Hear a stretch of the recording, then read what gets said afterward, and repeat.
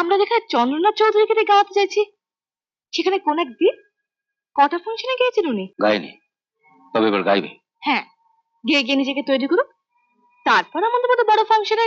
ভালো পোশাক পরে ভদ্রলোকের সঙ্গে মিশে মিশে যেমন ভদ্রলোক হওয়া যায় না, তেমনি শুধুমাত্র ফাংশনে গিয়ে গিয়ে বড় গায়ক হওয়া যায় না।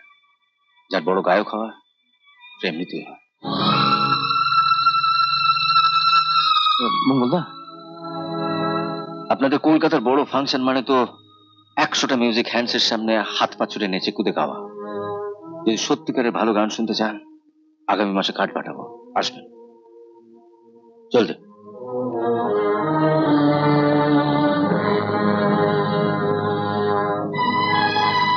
ঠিকানাটা জানতে পারি কি? তাহলে নিমন্ত্রণ পত্রটা পাঠালাম। তো চলো, দয়া করে এবার থেকে তখনই কোনো ভদ্রলোককে সেখানে ডাকবেন যেখানে শুধু ভদ্রলোকেরাই থাকেন।